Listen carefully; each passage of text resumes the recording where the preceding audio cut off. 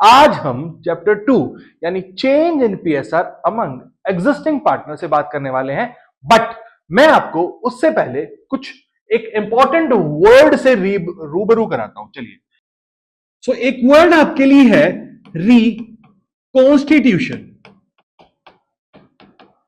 क्या है ये वर्ड? बस आज हमें इसी को समझना है, ठीक है?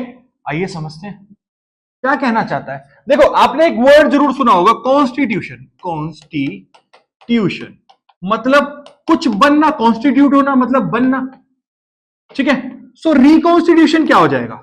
कुछ दोबारा बनना, ठीक है? दोबारा बनना। सो इसका मतलब अगर हम पार्टनरशिप में बात कर रहे हैं तो पार्टनरशिप अगर रिकॉन्स्टिट्यूट हो रही है, इसका मतलब दोबारा बन रही है, ओरिजिनल से कुछ चेंज हो चुका है। सो हमें बस यही देखना है, आगे देखते हैं बेटा रिकॉन्स्टिट्यूशन कैसे कैसे होता है। आइए बेटा, ये देखो, हमारे ए एंड बी दो पार्टनर्स थे, ये दोनों पार्टनर्स हैं, ठीक है? ओके सर, इन्होंने ओरिजिनली पार्टनरशिप बिल्ड की, ठीक है, with PSR. PSR 1:1 equal share था, ठीक है? आई बात समझ में? ये ओरिजिनल है, यहां मैं लिख भी देता हूं, ओरिजिनल पार्टनरशिप, ठीक है? अब इन्होंने डिसाइड किया फ्यूचर में, क्या कह रहे हैं ये, फ्यूचर में इन्होंने डिसाइड किया कि जो पीएसआर है ना, ये हो जाएगा 3:2। बेटा देखो, पीएसआर चेंज हो गया फ्रॉम 1:1 टू 3:2। आई बात समझ में? जो ये पीएसआर चेंज होना है ना among existing partner is also termed as reconstitution, ठीक है? Change in PSR is also termed as reconstitution. First तो हो गया हमारा चेंज इन पीएसआर, मैं आपके लिए यहां पे हाईलाइट करता रहता हूं। फर्स्ट हो गया हमारा change in PSR, profit sharing ratio among existing partner. Okay, no worry sir, यहां तक तो हमें समझ आ गया। चलिए वापस चलते हैं। अब इन्होंने दोबारा क्या डिसाइड किया कि यार एक काम करते हैं, इस बार ना हम लोग एक नया पार्टनर लेके आते हैं फ्यूचर में। अभी जो हमारा चल रहा है ना सीन, ए और बी ना काम अकेले पूरा कर नहीं पा रहे, तो इन्होंने डिसाइड किया कि अब ना हम एक नया पार्टनर ऐड करते हैं। चलो पार्टनर ऐड कर देते हैं। फ्यूचर में सी का एडमिशन हो रहा है, फ्यूचर में सी का एडमिशन हो रहा है, सीज एडमिशन, ठीक है? और पीएसआर अब जो भी हो सकता है, मान लो 3:1 हो गया, ठीक है, या इक्वल हो गया, what ever may be the PSR. हमारा मेन मकसद क्या है? रिकॉन्स्टिट्यूशन को समझना। और अब देखो, जो एग्जिस्टिंग फर्म थी उसमें दो पार्टनर्स थे, अब चेंज होके वो पार्टनर्स हो गए हैं ए, बी और सी। ये हैं अब हमारे फ्यूचर पार्टनर्स, ठीक है? ये हैं अब हमारे पार्टनर्स है फर्म के। तो बेटा जो एडमिशन हुआ ना, this also result into reconstitution of the firm. Firm फिर से रिकॉन्स्टिट्यूट हो गई। तो हमारा जो नेक्स्ट पॉइंट बन गया रिकॉन्स्टिट्यूशन का, वो बन गया admission of new partner, admission of new partner. Okay sir, ये भी समझ आ गया। सेकंड भी हमारा रिकॉन्स्टिट्यूशन हो गया, यहां तक कोई प्रॉब्लम नहीं सर? और भी है पॉइंट्स? हाँ जी सर है। आइए चलते हैं, इसको पीछे करते हैं, फिर से एक बार इसको मैं इरेज कर रहा हूं, ठीक है? अब ए बी सी पार्टनर्स थे, ठीक है? ए बी सी पार्टनर्स थे। पर अब भी नहीं हो रहा यार, क्या बात है आज?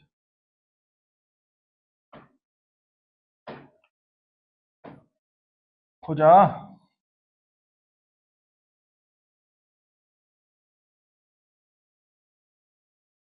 ठीक है, एबीसी पार्टनर्स थे,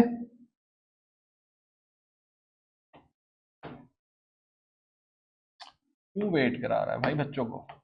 ठीक है, यहां पे चेंज कर, A B and C partners थे, ठीक है? फ्यूचर में क्या हो रहा है बेटा? B decided to retire, B decided to retire. बेटा बी तो जा रहा है फर्म छोड़ के, तो जब बी फर्म छोड़ के जा रहा है, रिटायरमेंट ले रहा है, तो ए और सी कंटिन्यू करेंगे फर्म को, ठीक है, और हो सकता है एक नया पार्टनर और लें, वो केस भी हो सकता है, कोई इश्यू नहीं है। ए एंड सी कंटिन्यू करेंगे, सो इनका भी कुछ पीएसआर होगा। मान लो मैं बोलता हूं 3:2 हो जाएगा, जो भी होगा, मतलब मुझे पीएसआर से अभी कोई लेना देना नहीं है। मेरा जो मकसद है ना, वो आपको रिकॉन्स्टिट्यूशन बताना है बेटा। अब फ्यूचर में बी चला गया तो बेटा ये रिटायरमेंट ना ऑल्सो रिजल्ट इन रिकॉन्स्टिट्यूशन। ये हो गया मेरा थर्ड पॉइंट। रिटायरमेंट, मैं यहां पे एक स्पेस छोड़ रहा हूं ऑफ पार्टनर, ठीक है बेटा। अब मैं आपसे पूछता हूं, क्या खाली रिटायरमेंट से बेटा, मान लो काम करते टाइम, मतलब duration of this partnership of किसी पार्टनर की डेथ भी तो हो सकती है? हाँ जी हो सकती है। तो डेथ के केस में भी तो एक पार्टनर की डेथ की वजह से बाकी पार्टनर्स ये थोड़ा है कि बिजनेस बंद कर देंगे, जरूरी तो नहीं है ऐसा। सो इस वजह से भी रिकॉन्स्टिट्यूशन होता है। तो मैं यहां सीधा मेंशन कर देता हूं, रिटायरमेंट एंड डेथ दोनों की वजह से भी रिकॉन्स्टिट्यूशन होता है, ठीक है। तीन मेजर पॉइंट आपके लिए, इसलिए क्योंकि तीनों हमने आपके पार्टनरशिप के 12th के सिलेबस में पढ़ना ही पढ़ना है, ठीक है। हाँ, एक पॉइंट और होता है, amalgamation of two partnership firm. Amalgamation of two partnership firm का मतलब, अमलगमेट मतलब इकट्ठा होना, एक बन जाना, ठीक है। अब अमलगमेट हो गई, ठीक है। अब क्या हुआ, दो पार्टनर्स थे ए एंड बी एक फर्म में, एक में थे सी एंड डी दो, तो ये दोनों पार्टनरशिप अमलगमेट हो गई, ठीक है। तो अब चारों पार्टनर्स एक साथ आ गए, तो this will also result in reconstitution, ठीक है। तो ये भी एक रिकॉन्स्टिट्यूशन है। तो ये सब चीजें जो अभी हमने समझी, this will result in to reconstitution. Reconstitution समझ आया? हाँ जी सर समझ आया। सो आज हम स्टार्ट कर रहे हैं from calculation of sacrificing and gaining ratio. Sacrificing and gaining ratio, बेटा पहले ये जानते हैं कि ये होता क्या है। देखो सीधी सी बात है, अगर दो पार्टनर्स हैं, उनके बीच में एक एग्जिस्टिंग पीएसआर यानी एग्जिस्टिंग प्रॉफिट एंड रेशियो है, हमारा प्रॉफिट शेयरिंग रेशियो। मान लो ए एंड बी है, दोनों 2:1 में शेयर कर रहे थे प्रॉफिट, ठीक है। बाद में फर्दर उन्होंने डिसाइड किया कि यार अब हम इसको इक्वली करते हैं। तो बेटा अब आपको खुद समझना है कि यार जब शेयर चेंज हो रहा है तो किसी को बेनिफिट और किसी को लॉस होगा। तो बेटा जिसको बेनिफिट होगा उसके लिए वो गेनिंग रेशियो बन जाएगा, और जिसको लॉस होगा उसके लिए वो सैक्रिफाइसिंग। ऑब्वियसली यार टोटल तो 1 शेयर है ना, 1 में से दोनों पार्टनर्स ने एक दूसरे के लिए कुछ सेगमेंट रखा था, अब उसको चेंज करेंगे तो नुकसान, नफा नुकसान तो होगा ही ना। तो बस यही है हमारा गेनिंग और सैक्रिफाइसिंग रेशियो। पहले इसको कैलकुलेट कैसे करते हैं, मैं सैक्रिफाइसिंग को एसआर से डिनोट कर रहा हूं, ठीक है। क्या होता है सैक्रिफाइसिंग रेशियो? बेटा देखो सैक्रिफाइस, ध्यान से समझना इस बात को, मेरा एग्जिस्टिंग रेशियो यानी ओल्ड रेशियो रहा होगा, अब मेरा न्यू होगा। तो सैक्रिफाइस इसका मतलब जो मेरी ओल्ड पोजीशन थी वो बेटर थी, और न्यू मेरी अब अच्छी नहीं है उतनी जितनी पहले थी। इसका मतलब मेरा जो ओल्ड रेशियो है ना, जो ओल्ड रेशियो वो बड़ा रेशियो रहा होगा, और न्यू रेशियो मेरा छोटा रहा होगा। तो बेटा बड़े में से छोटे को सब्ट्रैक्ट कर दो, तो हो जाएगा old ratio minus new ratio, sacrifice ratio, ठीक है। ये हो गया मेरा ओल्ड और ये मेरा न्यू। अगर मैं ओल्ड में से न्यू को सब्ट्रैक्ट कर दूंगा तो मेरा बन जाएगा सैक्रिफाइसिंग रेशियो। चलिए सर बात करते हैं गेनिंग रेशियो की, जीआर की। बेटा इसका मतलब ध्यान से समझना, मुझे गेन हुआ है, मुझे फायदा हुआ है, मुबारक हो आपके घर में गेन हुआ है। हाँ, तो गेन हुआ है तो मेरा न्यू रेशियो जो है, मेरी जो न्यू पोजीशन है वो बेटर पोजीशन रही होगी। मतलब जो ओल्ड पोजीशन यानी ओल्ड रेशियो होगा वो उतना अच्छा नहीं होगा। मैं फिर बता रहा हूं, जो भी रेशियो निकालना हो आपको इन दोनों में से, सिंपल बड़े में से छोटे को सब्ट्रैक्ट कर दो, आइडेंटिफाई द पोजीशन और बड़े में से छोटे को सब्ट्रैक्ट कर दो। तो यहां हो जाएगा मेरा new ratio minus old ratio. आई बात समझ में? पक्का? ऑल दो मैंने आपको इसके लिए एक ट्रिक भी दी हुई है, क्या? Song, SONG। बेटा sacrificing is old minus new, gaining is new minus old. जिस भी साइड से चलोगे उस साइड से आपको रिजल्ट मिल जाएगा। आई बात समझ में? इसको और बेटर कर देता हूं मैं आपके लिए, तो न्यू माइनस ओल्ड। आई बात समझ में? सो ये है सॉन्ग, ये है आपकी ट्रिक कि आपको याद भी रखना है, बट आपके पास उसका लॉजिक भी है कि बड़े में से छोटे को सब्ट्रैक्ट करेंगे कोई भी रेशियो निकालते टाइम, तो वो आपका बन जाएगा रेशियो। आई बात समझ, चाहे वो सैक्रिफाइसिंग हो या गेनिंग हो। अब मैं आपको एक बात बताना चाहता हूं, वो बात क्या है? वो बात ये है, आप कोई भी रेशियो कैलकुलेट कर रहे हो, मान लो आप सेक्रीफाइसिंग रेशियो कैलकुलेट कर रहे हो, ठीक है, तो एक पार्टनर का, किसी भी पार्टनर का पॉजिटिव रेशियो आएगा, ठीक है, और किसी का नेगेटिव रेशियो आएगा, ठीक है। तो जब आप एसआर कैलकुलेट करते टाइम जो भी पॉजिटिव रेशियो आ रहा है वो होगा आपका सेम रेशियो जो आप कैलकुलेट कर रहे हो, यानी सेक्रीफाइसिंग रेशियो, और जो नेगेटिव आ रहा है इसका मतलब उसका नेचर डिफरेंट है, तो वो हो जाएगा आपका गेनिंग रेशियो। आई बात समझ में? And vice versa, vice versa मतलब वाइस वर्सा क्या? अगर आप गेनिंग रेशियो कैलकुलेट कर रहे हो, मैं वो भी करा ही देता हूं, गेनिंग रेशियो कैलकुलेट कर रहे हो तो जो पॉजिटिव नंबर आ रहा है वो तो गेनिंग रेशियो हो ही जाएगा, जो पॉजिटिव रेशियो आ रहा है, जो नेगेटिव आ रहा है ना वो आपका सेक्रीफाइसिंग बन जाएगा ऑटोमेटिकली। आप किसी से भी कैलकुलेट कर सकते हो। आई बात समझ में? अगर आपको गेनिंग और सेक्रीफाइसिंग निकालना है तो ये नहीं आपको सोचने की जरूरत कि आप गेनिंग से करो या सेक्रीफाइसिंग से, आप किसी भी रेशियो को उठाओ उससे कैलकुलेट करो एंड आपका जो आंसर आएगा वो नेगेटिव पॉजिटिव साइन देख लेना, वो आपको मिल जाएगा। आई बात समझ में? यहां तक सॉन्ग से आपको समझ आ रहा है?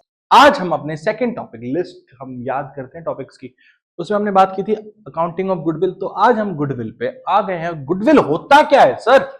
पहले ये बताओ, goodwill is just a good name, ठीक है, और आई कैन से रेप्यूटेशन,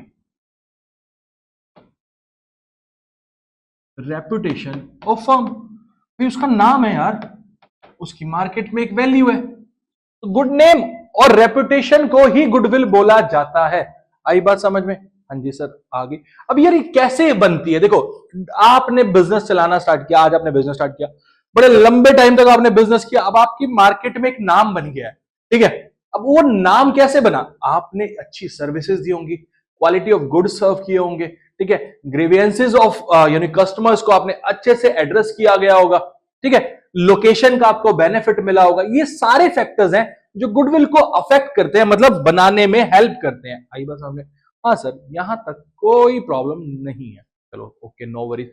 तो ये हो गया मेरा गुडविल। सर गुडविल कुछ क्लासिफाई भी कर सकते हैं हम? हाँ जी, लोग क्लासिफिकेशन की बात करते हैं, क्लासिफिकेशन। गुडविल दो टाइप से बात करी जा सकती है, गुडविल दो टाइप की होती है, एक होती है purchased goodwill, purchased, and second होती है सेल्फ जनरेटेड गुडविल।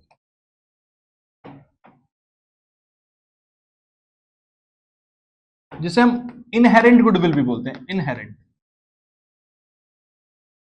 ठीक है बेटा। परचेज गुडविल मतलब मान लो मैंने किसी का बिजनेस परचेज किया तो उसका नेम को भी परचेज किया गया होगा और उसकी गुडविल के लिए मैंने उसको पेमेंट भी की गई होगी, तो मैंने जो उसको परचेज कंसिडरेशन दी होगी वो हो गया मेरा।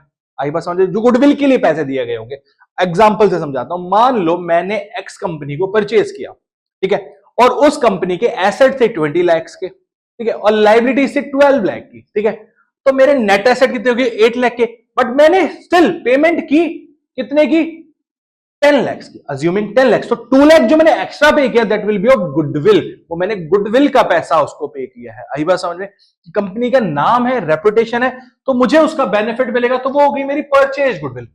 सेल्फ जनरेटेड, जो मैंने खुद काम करके जनरेट की है गुडविल, मेरा जो नाम हुआ है, उसे बात करते हैं, तो हम इसे बुक्स में रिकॉर्ड करेंगे, ठीक है, और सेल्फ जनरेटेड को राइट ऑफ करते हैं। उसकी अगर हम एएस की बात करते हैं, 26 एएस हमें कहता है कि हम उसको राइट ऑफ करेंगे, तो कर लेंगे। अभी आपको उसमें नहीं जाने की जरूरत, आपको क्या करना है वो मैं समझा रहा हूं। आपको ट्रीट कैसे करना है, अकाउंटिंग ट्रीटमेंट क्या होगा वो हम सब देखेंगे, कैलकुलेट कैसे करना है वो करते हैं, ठीक है। हमारे लिए बात मेन आती है कैलकुलेट कैसे करना है और उसको ट्रीट कैसे करना है, मैं वो सब आपको करा देंगे। सो कैलकुलेशन की अगर मैं बात करता हूं, कैलकुलेशन की, तो इसके कुछ मेथड है कैलकुलेशन ऑफ गुडविल। क्या क्या है वो मेथड, आइए समझ लेते हैं, ठीक है, फिर वन बाय वन मेथड को समझेंगे और उनके क्वेश्चंस को देखेंगे। First is average profit method, average profit method, ठीक है। Second is super profit method, super profit method, okay. And third is capitalisation, capitalisation method,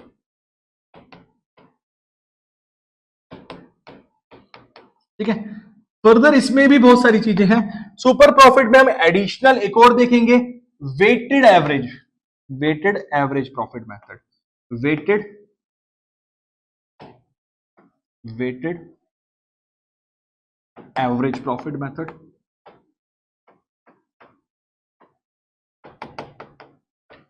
and capitalisation में फर्दर दो मेथड है, capitalisation of average profit and capitalisation of super profit, capitalisation of super profit method. ठीक है, ये सारे method से हम goodwill को कैलकुलेट करेंगे। क्या क्या है, कैलकुलेट कैसे कर सकते हैं हम गुडविल को, उसके लिए हमारे पास तीन मेजर मेथड्स हैं। First is average profit method, second is super profit method and third is capitalisation method. ठीक है, तो हमारे तीन मेथड क्या क्या है मेन कैलकुलेशन ऑफ गुडविल के, average profit method, super profit method, capitalisation method. Average profit में फर्दर हमें देखना है weighted average profit method, and super profit में फर्दर कुछ नहीं है। कैपिटलाइजेशन में हम बात करेंगे capitalisation of average profit method and capitalisation of super profit method. इन मेथड से अगर मैं इनको नेम करूं A B C D and E, इन 5 मेथड से हम गुडविल को कैलकुलेट करना सीखेंगे। पहला काम हमारा गुडविल को कैलकुलेट करना है।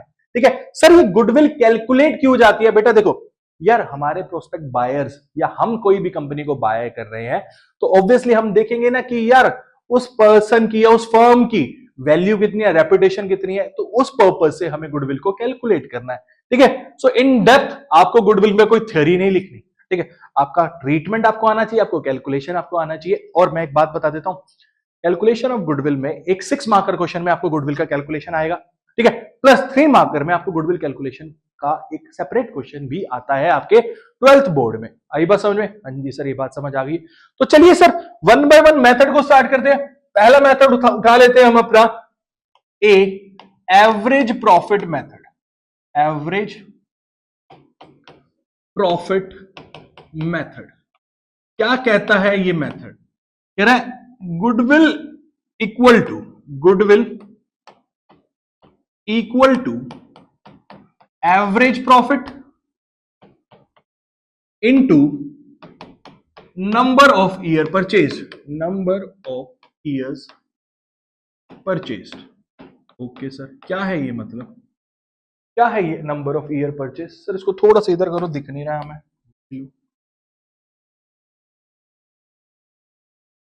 ठीक है, नंबर ऑफ ईयर परचेज।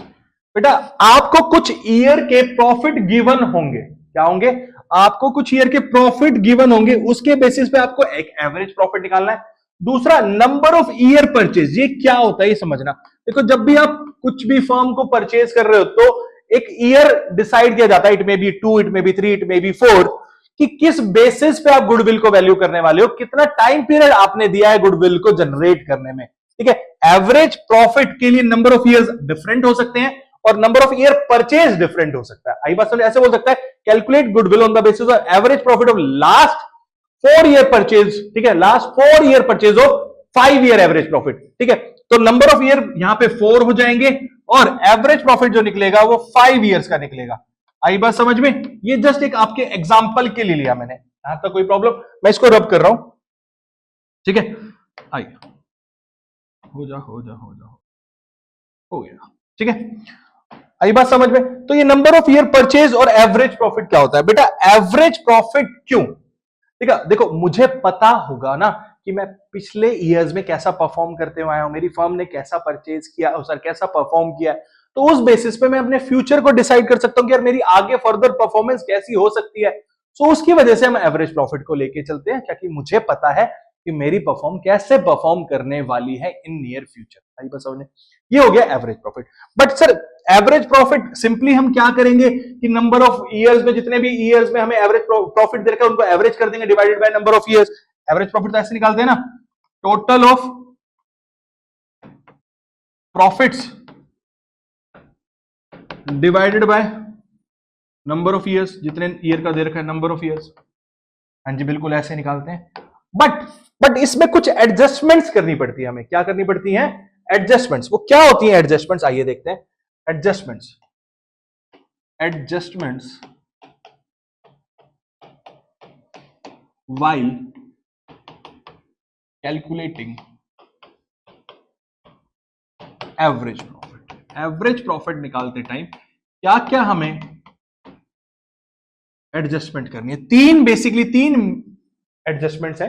अगर किसी ईयर में आपको एबनॉर्मल गेन हुआ है, मान लो आप नॉर्मल कोर्स ऑफ बिजनेस में जो नॉर्मल प्रॉफिट कमाते हो उससे कुछ हटके आपको बेनिफिट हुआ है, तो उसको आपको उस ईयर के प्रॉफिट से डिडक्ट करना पड़ेगा।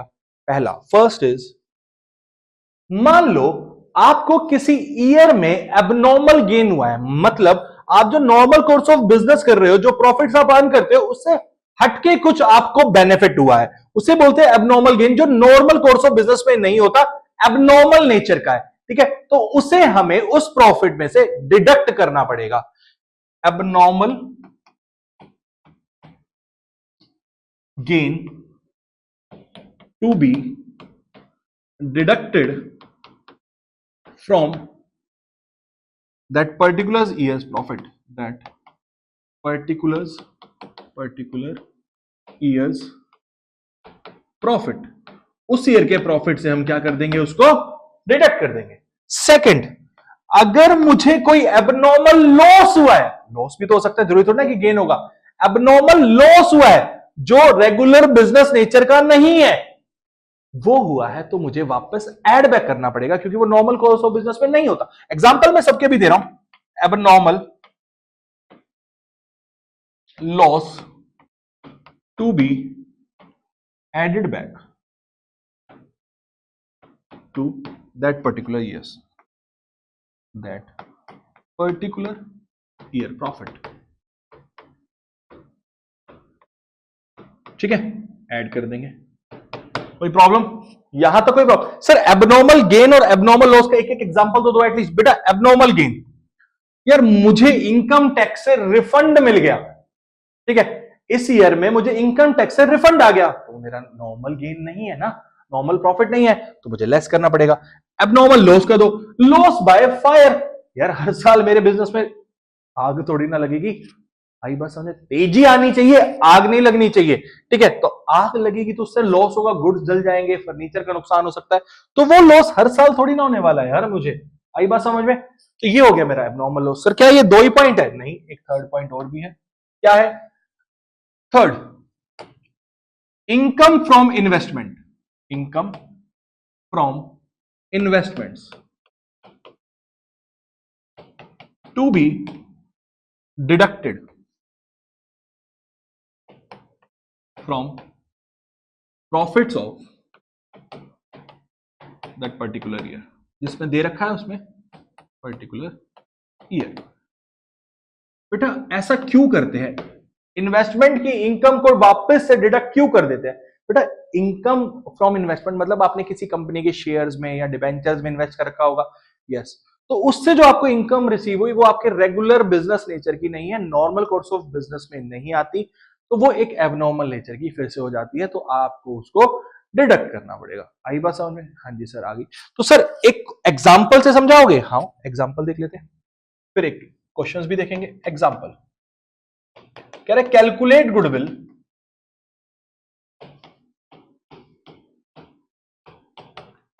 On the basis of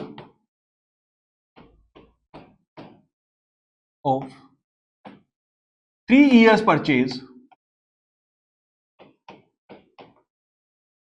of average profit of last 4 years। ठीक है, आई बात समझ में? इतना, और उसे लास्ट 4 years के प्रॉफिट दे रखे, प्रॉफिट्स। अभी मैं आपको एक सिंपल सा करा रहा हूं। Profit is 20,000, second year is 30,000, ठीक है, and third is loss of 10,000 and fourth is 40,000 profit. ठीक है, ये मेरे profit and loss over the years है। तो एवरेज प्रॉफिट क्या हो जाएगा मेरा? 20,000 plus 30,000 minus 10,000 plus 40,000 divided by 4, that comes around to be 80,000 by 4। 80,000 मैंने जीरो हटा दिए, आप चेक कर लीजिएगा स्पेस की वजह से। तो एवरेज प्रॉफिट मेरा आ गया 20,000, ये मेरा एवरेज प्रॉफिट आ गया। यहां तक कोई प्रॉब्लम? और गुडविल क्या हो जाएगी? गुडविल के लिए हमने बोला है कि 3 इयर्स परचेज, तो गुडविल हो जाएगी मेरी 20,000 इंटू में 3, दैट इज 60,000 रुपीज। मेरी गुडविल कितनी हो गई? 60,000 रुपीज। आई बात समझ में? हाँ जी सर, बात समझ आ गई। ऐसे निकालते हैं एवरेज प्रॉफिट से। हाँ जी, हम लोग कर चुके हैं एवरेज प्रॉफिट मेथड, उसी का सेकंड पार्ट आज आगे हम फर्दर करने वाले हैं, weighted average profit method, WAP भी बोलते हैं हम इसे। ठीक है, क्या होता है ये? देखो कुछ नहीं है, आपने एवरेज प्रॉफिट मेथड निकालना सीख लिया। हाँ जी सीख लिया। बस क्या होता है, हर ईयर के प्रॉफिट को एक वेट असाइन कर दिया जाता है, एक नंबर असाइन कर दिया जाता है, तो हमें बस उसका एक प्रोडक्ट निकालना है, किसका? प्रॉफिट इनटू वेट का।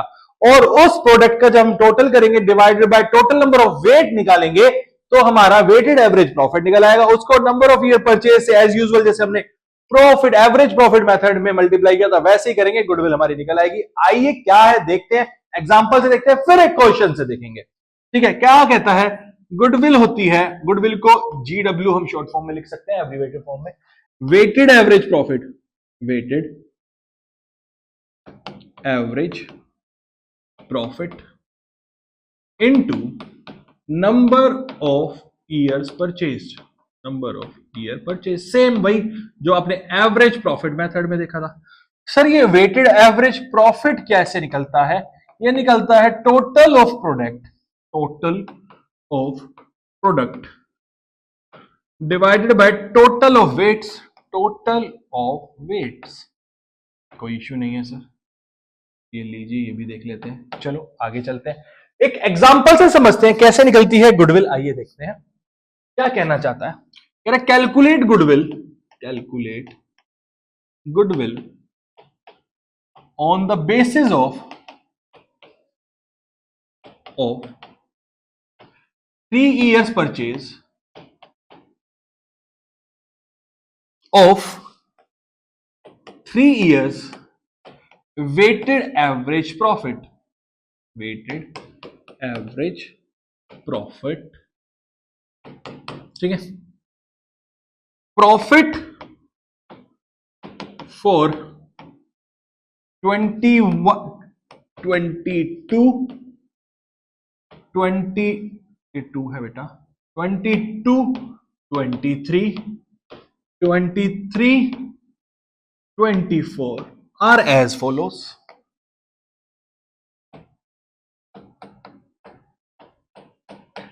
10,000, 20,000, 30,000। ओके, वेट्स गिवन है, weights are 1, 2, 3 respectively. Okay sir, calculate करते हैं गुडविल। सिंपल सा क्वेश्चन है, कोई रॉकेट साइंस नहीं है। कैसे निकालते हैं आइए समझना। ठीक है, पहले निकालते हैं average profit, average profit, weighted average profit. ठीक है, आपने प्रॉफिट्स लिए 10, ठीक है, 20, 30, वेट्स लिए, ये प्रॉफिट्स हैं, यहां वेट्स लिख लेते हैं और यहां निकलते हैं प्रोडक्ट। ठीक है, 1, 2, 3 कितना हो गया? 10,000, 40,000 और यहां पे हो गया हमारा 90,000, 90,000। टोटल कितना हो जाएगा बेटा? 1,40,000। इसका टोटल कितना है? 6। ठीक है, तो वेटेड एवरेज प्रॉफिट क्या हो जाएगा? 1,40,000 डिवाइडेड बाय 6। क्या आ रहा है बेटा? कमेंट में बता दो फटाफट कितना है।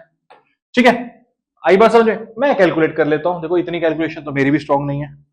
चलो जी, ये आ गया हमारा 1,40,000 divided by 6, that is 23,333। Okay sir, यहां तक कोई दिक्कत? तो गुडविल क्या हो जाएगी बेटा मेरी? गुडविल निकाल लेते हैं साथ साथ ही। गुडविल इक्वल टू 23,333 इंटू में 3, क्योंकि नंबर ऑफ ईयर परचेज हमारा कितना है? Number of years purchased. कितना है मेरा 3 है। तो इसको मैं अगर इंटू 3 कर दूंगा तो बेटा मेरी गुडविल आ जाती है 69,999। बेटा ये इक्वलेंट टू 70,000 होगी, क्योंकि ये जो बैलेंस था मेरा 23,333.33 था, मैंने उसको राउंड में लिया था। आई बात समझ में? तो आपकी गुडविल अगर देखेंगे तो 70,000 रुपीज की गुडविल। कोई प्रॉब्लम? तो ये था हमारा क्वेश्चन, एक एग्जांपल, बिल्कुल basic weighted average profit method पे। आज हम बात करेंगे सुपर प्रॉफिट मेथड की। सुपर प्रॉफिट, सर ये सुपर प्रॉफिट क्या है? बेटा वो प्रॉफिट जो आप दूसरों से ज्यादा कमा रहे हो सेम इंडस्ट्री में होने के बावजूद। ठीक है, कुछ तो होंगे रीजंस। अच्छा सर, ये सुपर प्रॉफिट मेथड से हम क्यों कैलकुलेट कर रहे हैं? एवरेज प्रॉफिट मेथड में क्या था ऐसा जो हमने उसको अब छोड़ दिया? बेटा यार उसके कुछ लिमिटेशंस थी ऑब्वियसली। कैपिटल एम्प्लॉयड उसमें हम इग्नोर करके चल रहे थे, सुपर प्रॉफिट ऑब्वियसली हम उसमें इग्नोर करके चल रहे थे। गुडविल है, अगर आपकी रेपुटेशन है मार्केट में तो आप ऑब्वियसली दूसरों से ज्यादा कमा सकते हो, ऑब्वियसली ना। अब दो स्टोर्स हैं, दो स्वीट शॉप है हमारी किसी मार्केट में, एक कम चलती है एक ज्यादा चलती है, क्योंकि वो ज्यादा पुरानी होगी, ठीक है, क्वालिटी अच्छा सर्व कर रही होगी, ब्रांड वैल्यू क्रिएट कर चुकी होगी, तो उसका जो ओवर प्रॉफिट होगा, एक्सेस प्रॉफिट होगा, वही उसका सुपर प्रॉफिट होगा। तो कैसे निकालते हैं सुपर प्रॉफिट मेथड से गुडविल? आइए समझते हैं। कह रहे goodwill equal to super profit into number of year purchase. वही है नंबर ऑफ ईयर परचेज, ठीक है sir, number of year purchase हो गया, कोई इश्यू नहीं है। सर सुपर प्रॉफिट क्या होता है ये तो बता दो। Super profit is equal to actual और एवरेज प्रॉफिट, जो आपने पिछला निकाला था एवरेज प्रॉफिट, माइनस में नॉर्मल प्रॉफिट। सर ये नॉर्मल प्रॉफिट क्या है? बेटा बाकी लोग जो प्रॉफिट कमा रहे हैं उस इंडस्ट्री में बैठ के अपनी सेम कैपिटल एम्प्लॉय करके, उसको कहते हैं नॉर्मल प्रॉफिट। सर कैसे निकालते हैं? Normal profit equal to capital employed into में NRR. NRR is normal rate of return divided by 100। ठीक है, NRR is normal rate of return, normal rate of return. ठीक है बेटा, यहां तक कोई प्रॉब्लम नहीं? सर यहां तक तो कोई प्रॉब्लम नहीं है, हमें समझ आ गया है। एक एग्जांपल से समझाओ फिर एक क्वेश्चन से समझाना सर। आइए, अच्छा आपको मैं बता देता हूं, कैपिटल एम्प्लॉयड जो हमारी है, हम बैलेंस शीट में लाइबिलिटी साइड से भी निकाल सकते हैं और एसेट साइड से भी निकाल सकते हैं, कोई प्रॉब्लम नहीं है। आपके पास जो भी क्वेश्चन में डिटेल्स हो, अगर दोनों हो तो वो आपकी मर्जी है, कैपिटल एम्प्लॉयड में डिफरेंस आएगा नहीं। फिर भी मैं आपको एक क्वेश्चन करा रहा हूं, समझिएगा। एग्जाम्पल कह रहा है calculate goodwill on the basis of 3 years purchase of super profit of last 4 years. Okay, simple. आपको एवरेज प्रॉफिट दे रखे लास्ट 4 इयर्स के 50,000, आपको कैपिटल एम्प्लॉयड दे रखी है 10 लाख रुपीस, ओके, और आपको एनआरआर गिवन है 4%। ठीक है, कितना गिवन है? 4% गिवन है। तो आइए कैलकुलेट करते हैं। बेटा सबसे पहले निकाल लेते हैं normal profit. Normal profit is equal to capital employed into में एनआरआर बाय 100। तो आपको कैपिटल एम्प्लॉयड 10 लाख गिवन है, ठीक है, एनआरआर 4 है, ठीक है। सो बेसिकली कितना हो गया हमारा? 40,000 हो गया नॉर्मल प्रॉफिट। हमारा सुपर प्रॉफिट कैसे निकलेगा? Average profit minus normal profit. Average profit है मेरा 50,000 रुपीज, नॉर्मल प्रॉफिट है मेरा 40,000 रुपीज, सुपर प्रॉफिट कितना हो जाएगा? 10,000 रुपीज, और गुडविल क्या हो जाएगी? सुपर प्रॉफिट इनटू में number of year purchase. Super profit कितना है? 10,000, नंबर ऑफ ईयर परचेज 3, तो गुडविल हो जाएगी हमारी 30,000। यहां तक कोई प्रॉब्लम तो बताओ? आई होप नॉर्मल है, सिंपल समझ आया होगा। आज हमारी बारी है one of the most important method of calculating goodwill. क्या है वो? Capitalisation method. कैपिटलाइजेशन मेथड, इसमें फर्दर दो मेथड्स हैं। First is capitalisation of average profit, capitalisation of average profit method, average profit method, and next capitalization of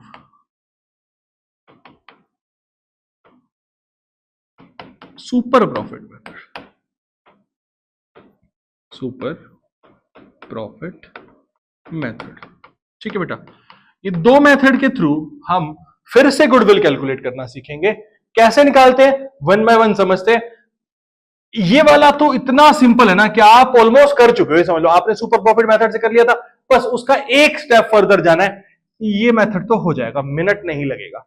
ठीक है, इसमें थोड़ा सा टेक्निकलिटीज में अब हमें जाना पड़ेगा, आइए समझते हैं पहले। तो पहले लेते हैं capitalisation of average profit method. Capitalisation of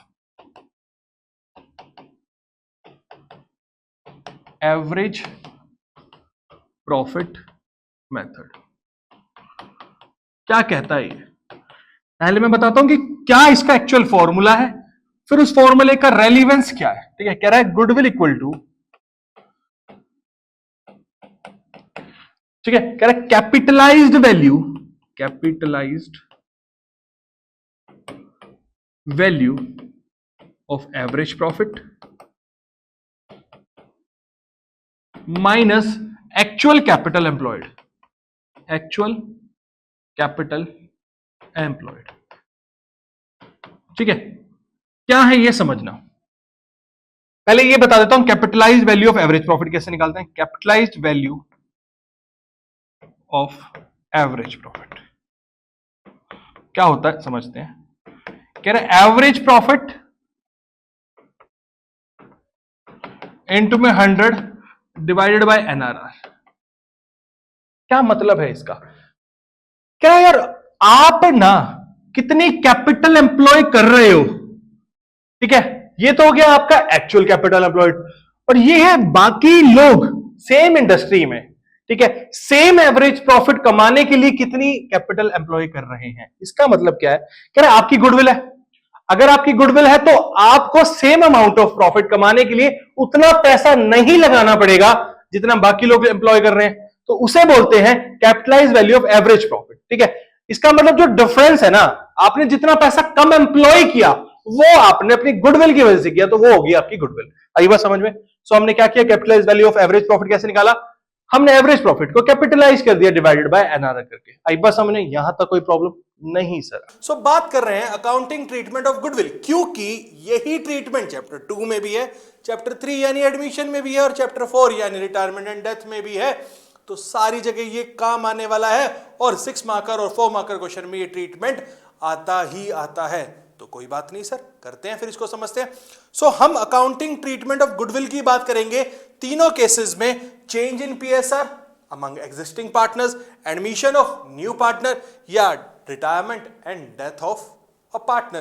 देखो रिटायरमेंट और डेथ में कुछ अलग नहीं है, एक में बंदा अपनी इच्छा से जा रहा है, दूसरे में प्रभु इच्छा से जा रहा है, बस जा तो रहा ही है ना, इसलिए मैंने एक ही जगह लिख दिया है। ठीक है, तो तीनों के केस में जो हमने गुडविल कैलकुलेट की है कैसे डिस्ट्रीब्यूट करेंगे, क्या अकाउंटिंग ट्रीटमेंट होगा, आइए उसको समझ लेते हैं। तीनों के केस आपके लिए रेडी हैं, समझते हैं। चलिए, पहला केस है मेरा कौन सा, चेंज इन पीएसआर का। उसमें हमने केस लिया, कह रहा है A and B are partners sharing profit and losses in the ratio 3:2। Old ratio हमारे पास क्या है, 3:2 है। From 1 April 2024 they decided to change it to equal, यानी जो नया पीएसआर है वो हो गया 1:1। ठीक है, और उस दिन जिस दिन हमने ये डिसाइड किया, गुडविल की वैल्यू गिवन है हमें 50,000 रुपीज। ठीक है, तो गुडविल का ट्रीटमेंट क्या होगा, देखो चाहे ये गिवन है या आप अज्यूम कर लो हमने यही कैलकुलेट किया, ये कैलकुलेटेड है हमारे लिए।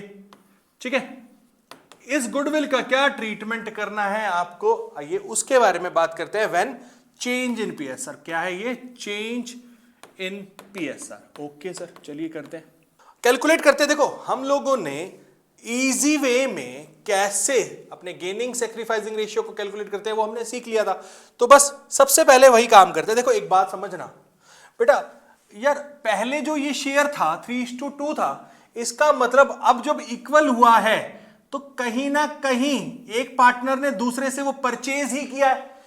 देखो शेयर परचेज किया तब जाके वो इक्वल हुआ, एक के लिए इंक्रीज हुआ होगा, एक के लिए डिक्रीज हुआ होगा। आई बात समझ में, तो वही कैलकुलेट कर लेते हैं। चलिए देखो हमारे पास हम निकालते हैं गेनिंग रेशियो। क्या निकाल रहे हैं हम, गेनिंग रेशियो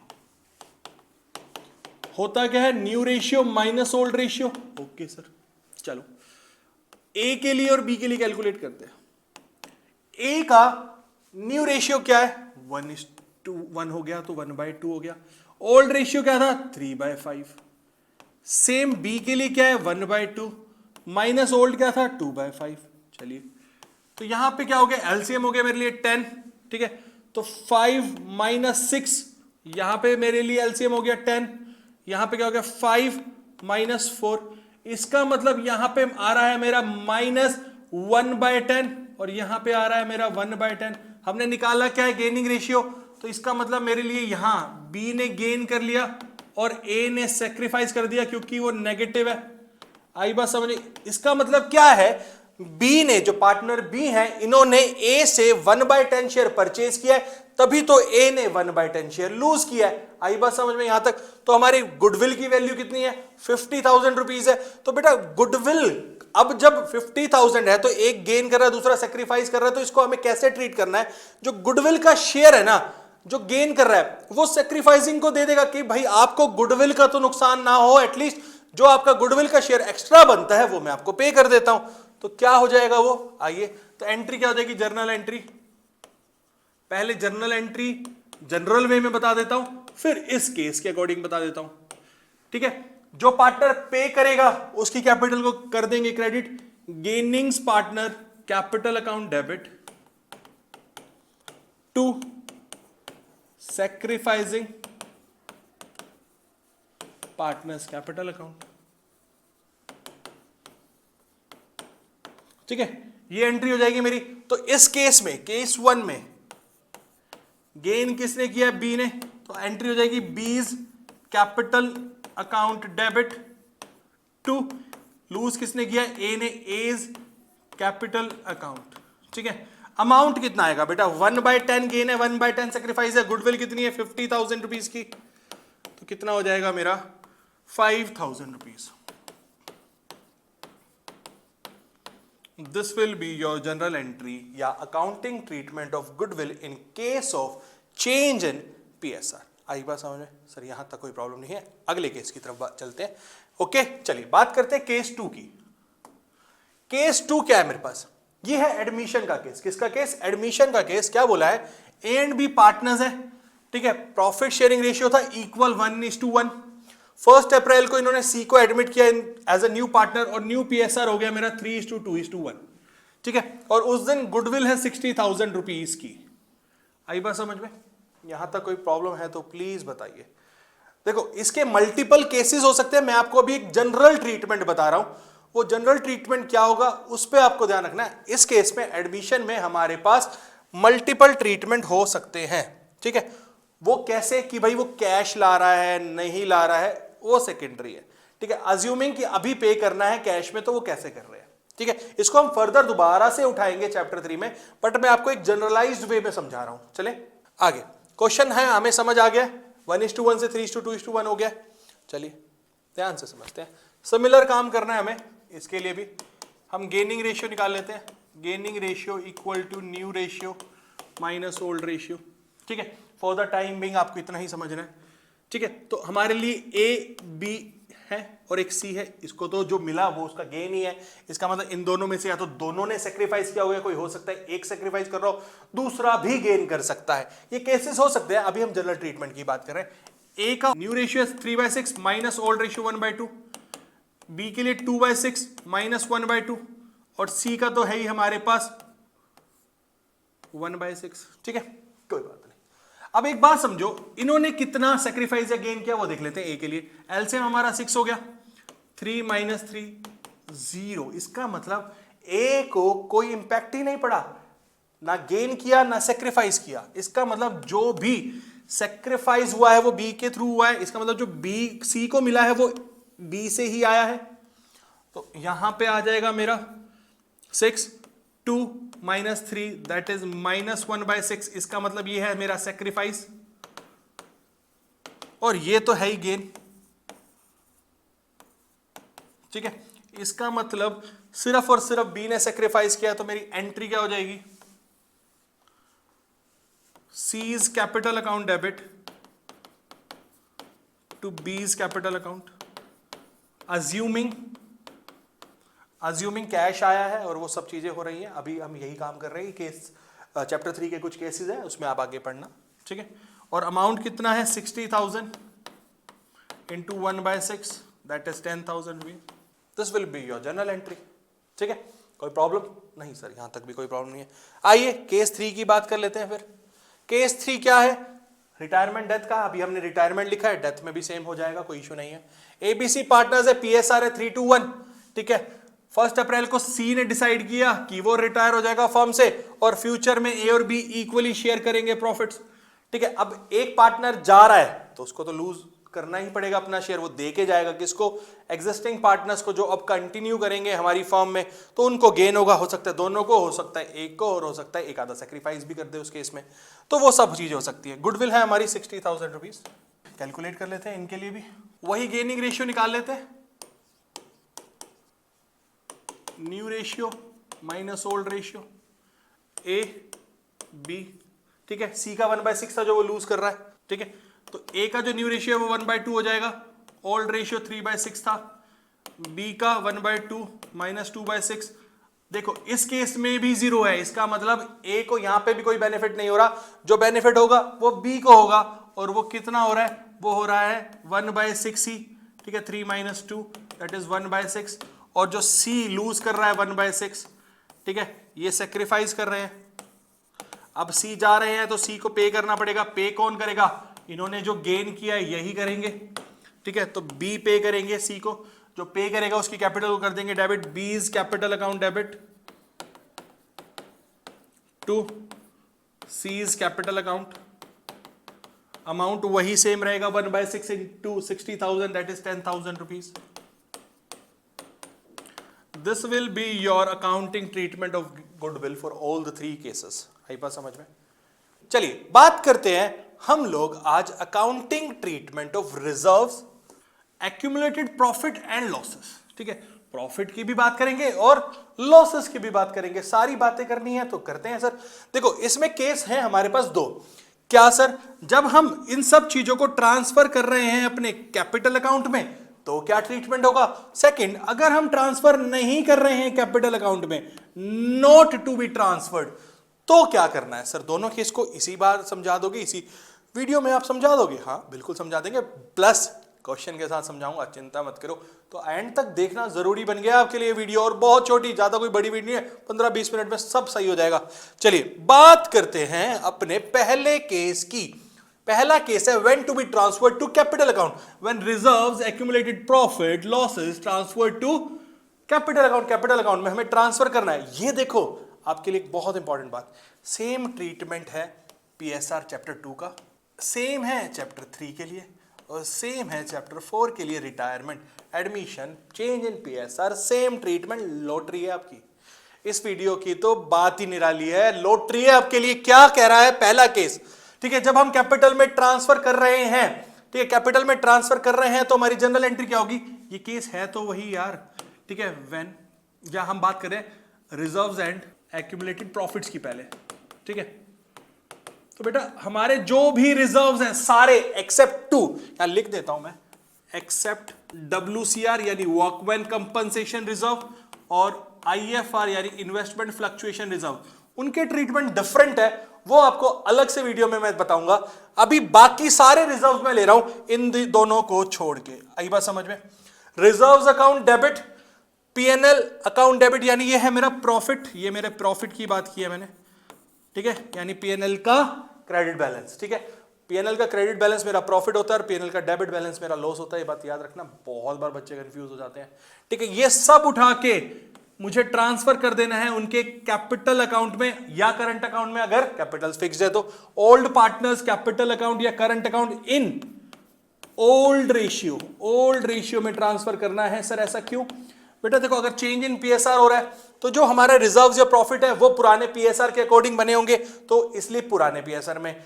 एडमिशन हो रहा है तो पुराने पार्टनर से बनाए होंगे, तो पुराने पार्टनर्स को उनके पुराने रेशियो में। रिटायरमेंट की बात करेंगे तो ऑल को जाता है, क्योंकि एक जब चला जाएगा तो वो अपना शेयर मांग के जाएगा, लेके जाएगा, रिजर्व्स का भी पार्ट मांगेगा। इस वजह से हम ओल्ड पार्टनर्स या all partners in case of retirement in old ratio में ट्रांसफर कर देते हैं। यहां तक कोई दिक्कत? ये हमने बात की रिजर्व्स एंड एक्यूमुलेटेड प्रॉफिट की। चलिए सर बात कर लेते हैं एक बार लॉसेस की भी। अगर हम एक्यूमुलेटेड लॉसेस को ट्रांसफर कर रहे हैं, ठीक है, जिसमें हम पीएनएल के डेबिट बैलेंस और डेफर्ड रेवेन्यू एक्सपेंडिचर की बात करेंगे, ठीक है, तो तीनों के केस में भी वही बात है, तीनों का सेम केस है। Old partners capital account debit या current account debit to PNL account, यानी ये मेरा लॉस है और ये मेरे डेफर्ड रेवेन्यू एक्सपेंडिचर, एग्जांपल के लिए एडवर्टीजमेंट सस्पेंस अकाउंट। आई बात समझ में? हाँ जी सर। तो हमने ये जर्नल एंट्री पास करनी है, क्या थी मैं दोबारा बताया था, ओल्ड पार्टनर्स कैपिटल अकाउंट या current account debit to PNL account to deferred revenue expenditure in again old ratio. मैं लिख देता हूं आपके लिए यहां पे फिर से ओल्ड रेशियो, और यहां पे ओल्ड पार्टनर्स या old partners in case of retirement, वही बात है। ठीक है सर, ये है हमारा केस। हाँ जी, यही है हमारा केस। तो अब बात किसकी करनी है सर? अब बात एक क्वेश्चन की करते हैं इसी के रिगार्डिंग। आइए चलिए एक क्वेश्चन देखते हैं। आपकी डीके गोयल बुक का इलस्ट्रेशन नंबर 24 है। ये क्या है मैं लिख देता हूं, इलस्ट्रेशन नंबर 24 करंट एडिशन में। ठीक है, Babita, Kavita and Dinesh are partners. ठीक है, ये दो तीनों पार्टनर्स हैं। On 1 April 2024 they decided to change the PSR to 235। इसका मतलब ये न्यू पीएसआर है, ओल्ड की कोई इंफॉर्मेशन नहीं है, तो we will assume it to be equal. Okay. On this date, balance sheet shows a balance of 60,000 in contingency reserve. एक रिजर्व है जिसमें 60,000 का बैलेंस है, and a debit balance of profit and loss, यानी ये लॉस है मेरा। ठीक है, 1,20,000. Goodwill of the firm is valued at 60,000। Goodwill का भी साथ में ट्रीटमेंट कर देंगे। क्वेश्चन ने दिया हुआ है, कह रहा पास जनरल एंट्री। जनरल एंट्री को पास करते हैं, कोई इशू नहीं सर, करते हैं। तो बात करते हैं आगे सॉल्यूशन की। आइए देखते हैं सॉल्यूशन। बेटा सबसे पहले हमारे पास रिजर्व था, एक कंटिजेंसी रिजर्व जो मुझे ट्रांसफर करना है, ठीक है, टू कैपिटल अकाउंट, और ओल्ड रेशियो में करना है जो कि इक्वल था, और वैल्यू है मेरे पास 60,000। तो फर्स्ट एंट्री हो जाएगी मेरी contingency reserve account debit to old partners. कौन कौन है मेरे? Babita capital account to Kavita's capital account and to Dinesh capital account. ठीक है, ओल्ड रेशियो मेरा इक्वल था, 60,000 को मुझे ट्रांसफर करना है। ठीक है, तो 20,000 20,000 20,000। यहां तक कोई प्रॉब्लम नहीं सर? यहां तक कोई प्रॉब्लम नहीं है। अब बात करते हैं हमारे लॉस की। ठीक है, सेकेंड एंट्री मेरी लॉस हो जाएगी जो कि 1,20,000 का था, तो एंट्री हो जाएगी Babita's capital account debit, Kavita's capital account debit, Dinesh capital account debit to profit and loss account.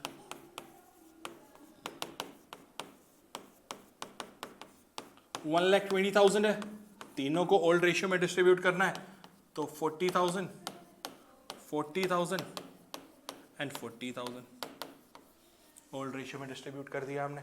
अब बात आती है गुडविल की। गुडविल के लिए हमें वही वापस गेनिंग रेशियो, सैक्रिफाइसिंग रेशियो की बात करनी पड़ेगी। तो आइए कैलकुलेट कर लेते हैं gaining sacrificing ratio. Gaining ratio निकालते हैं। गेनिंग रेशियो होता क्या है हमारा? New ratio minus old ratio, Babita, Kavita and Dinesh. ठीक है, अब बात करते हैं यार, हमारे पास ओल्ड रेशियो तो इक्वल था, तो ये लो ओल्ड रेशियो तो ये था मेरे पास। न्यू रेशियो क्या है? न्यू रेशियो है हमारे पास 2:3:5 2:3:5। इसका मतलब हो गया 2/10, 3/10 एंड 5/10। ठीक है, तो कैलकुलेट कर लेते हैं। चलिए, एलसीएम क्या आ गया हमारे पास? एलसीएम बता दीजिए प्लीज। 30 सिंपल हो जाएगा 6 - 10। ओके जी, यहां पे 30। ठीक है, यहां हो जाएगा मेरा 9 - 10। ठीक है, और यहां पे क्या हो जाएगा मेरा 30, 15 - 10। कितना कितना आ रहा है? -4/30 -1/30 और 5/30। गेनिंग रेशियो निकाला, तो इन्होंने गेन किया, इन्होंने सेक्रीफाइस किया। देखो गेन और सेक्रीफाइस दोनों को अगर आप टोटल करोगे तो इक्वल आएगा। इन्होंने 4 पोर्शन सेक्रीफाइस किया, इन्होंने 1 किया, तो जाके इन्होंने 5 को गेन किया है ना।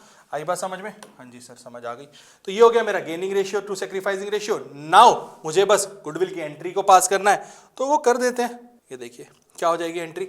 अब जिन्होंने सेक्रीफाइस किया उनकी कैपिटल को क्रेडिट कर देंगे, जिन्होंने गेन किया उनको डेबिट कर देंगे। तो अमाउंट जो निकल के आएगा वो देख लेते हैं। एंट्री हो जाएगी Dinesh capital account debit to Babita's capital account to Kavita's capital account. Amount कितना होगा दिनेश के लिए? पहले बात करते हैं, हमारे पास गुडविल कितनी थी 60,000, उस पर 5/30 किया तो कितना आ जाएगा मेरे पास? ये गया 2 पे तो हो जाएगा 10,000। ठीक है, तो यहाँ पे आ जाएगा 10,000, यहाँ पे आ जाएगा 8,000 और यहाँ पे आ जाएगा 2,000। This will be your journal entry. I guess ऐसा ही रहेगा। ठीक है, तो केस 2 की बात करते हैं आगे। जब हमें पता है हमें रिजर्व्स या अपने एक्यूमुलेटेड प्रॉफिट लॉस को ट्रांसफर नहीं करना है अपने कैपिटल अकाउंट में, तो सर फिर उस केस में क्या करेंगे? ये लो, ये बनाया आपके लिए एक बहुत प्यारा सा बबल। सिंपल, कुछ नहीं करना, नेट इफेक्ट निकालना है आपको। क्या निकालना है? नेट इफेक्ट निकाल के गेनिंग सेक्रीफाइसिंग में ट्रांसफर कर देना है। गेनिंग रेशियो सेक्रीफाइसिंग रेशियो वाला ट्रीटमेंट कर देंगे। आई बात समझ में? This is the best bubble. ठीक है, आओ एक क्वेश्चन से समझते हैं जो कि है आप ही की डीके गोयल बुक का इलस्ट्रेशन नंबर 31। मैं यहां लिख देता हूं illustration number 31, new edition. ABC sharing profit and losses in the ratio 2:3:4। ठीक है, 2:3:4। From 1 April they decided to change it to 4:3:2। अब 4:3:2 हो गया। ठीक है, they decided to record the effect of the following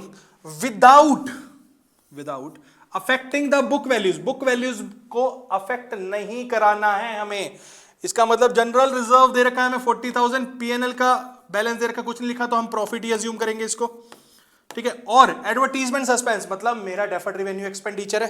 ठीक है, सिंगल एंट्री पास करनी है हमें।